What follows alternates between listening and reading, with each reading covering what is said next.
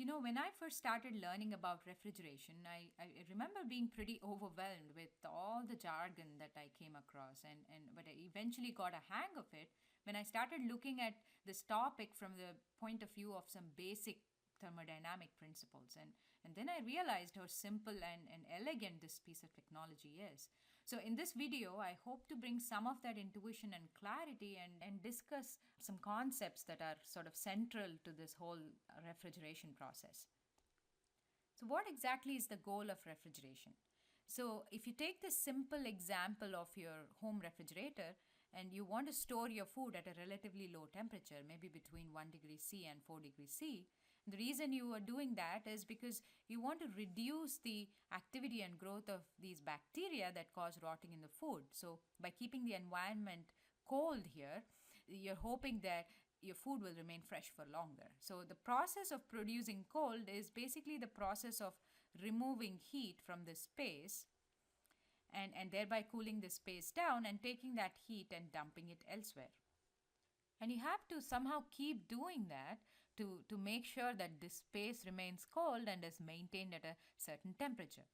So the substance that's actually responsible for soaking up all the heat from the space here, it's a fluid and it's called a refrigerant. A refrigerant. So the job of the refrigerant fluid is essentially to carry heat from one point in the refrigerator to another. So it's sort of an agent or a medium that transfers heat from one place to another. So what I want to do here is just go over or review some basic physical principles that will help you see how this refrigerant fluid is able to do its job. And also these principles sort of form the foundation of this whole topic of refrigeration. So we all know that when you heat a liquid, its temperature is going to go up until it reaches a point where the liquid starts boiling and becomes a gas, right? So as it is boiling, it picks up heat from the surroundings. It's absorbing a certain amount of heat, and we call that heat latent heat. Latent heat. And as it is absorbing this latent heat from the surroundings then cool down, right? So similarly, if you have a gas that is releasing that much amount of heat, it gives back that much amount of heat to the surroundings, it condenses and goes back to the liquid state. And the surroundings as a result heat up. But you must remember that as this change of state is happening, while the liquid is changing to the gas or while the gas is changing to the liquid, the temperature of the system here remains constant. And that's exactly why this heat that it's absorbing or releasing is called latent heat, because it's sort of hidden. You don't see a change in temperature in the system. So let's go back to the refrigerator. So if you can find a liquid that is able to boil at a low temperature that is encountered inside a refrigerator, so as it's boiling and becoming a gas, it's picking up heat from this space around it and thereby cooling the food down. And then if you can somehow devise a system where you take this gas that forms here and lead this gas to a point where it can release the heat back to the surroundings and condense and form a liquid again. And so now you can lead that liquid back into the refrigeration chamber, and then the process can go on. The liquid boils, and as it's boiling, it is absorbing heat and cooling this place down, and then goes here and dumps all the heat, becomes a liquid, and comes back in. So this process can basically go on continuously to keep your food cold at all times. So this is the basic essence of the entire refrigeration process. So it is much more complex than the simplified picture here. It has a lot of components involved in this cycle, and we're going to look at it in the next video. But this is essentially the basis of the process. So it turns out that this refrigerant fluid here is quite expensive to manufacture. So it becomes really important and essential for us to be able to save this fluid, store it, and then recycle it, reuse it effectively, so that this whole refrigeration process is commercially viable. So now you may say all that is fine, but how exactly is the heat traveling from the food items here into the liquid cooling agent?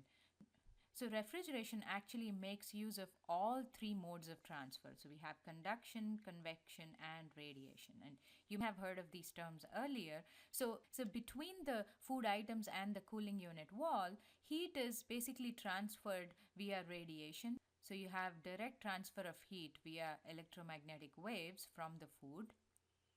And then you also have convection, which is basically the mode in which heat is transferred via circulation of air inside this refrigeration chamber. So there's air circulating, and that actually warm air carries the heat energy from one point to another. And remember, heat always travels from warmer to cooler bodies and never the other way around. So you have convection and radiation between the food and the cooling unit wall, and then you have conduction through the cooling unit wall into the refrigerant fluid. So that is how heat is transferred between the space and the fluid. And we have another practical problem with regard to heat transfer here. That is, you want to minimize the amount of outside heat that gets into this chamber. And that makes sense because, if you have heat traveling from outside into this space while you're trying to cool this space down, that kind of beats the purpose, right? So to solve that problem, what you essentially have to do is basically fill up this space with an insulating material, fill up this space in the wall of the refrigerator. So this insulating material should be a poor conductor of heat and also should not absorb heat readily. So the material generally used for this insulation here is a fiberglass, and we'll talk about that in some detail later. But I want to go over one last principle before we wind up here. So we know that a liquid boils at a certain temperature and becomes a gas, right? So now you can actually cause the same liquid to boil at a different temperature by changing the pressure on the liquid. So if you were to increase the outside pressure, the liquid is going to boil at a higher temperature. And why is that?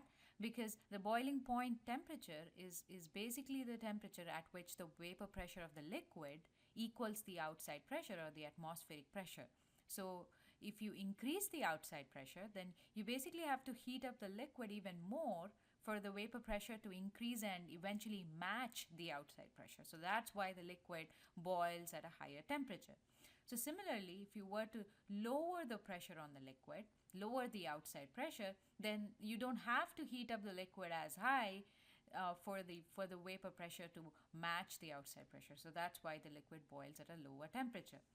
So the one classic example here is if you take a pot of water on top of a mountain, it's likely to boil at a temperature lower than 100 degrees C because the outside pressure on top of a mountain, the atmospheric pressure, is lower than what it is at sea level. And you have seen this effect before, but what is really neat about this concept in the context of refrigeration is that you can actually control the refrigerating temperatures by controlling the pressure of the fluid here. So you can change the pressure, go up or down, and cause this liquid to boil at a lower or a higher temperature. Right, so the pressure knob here is a very handy knob to have in this refrigeration process.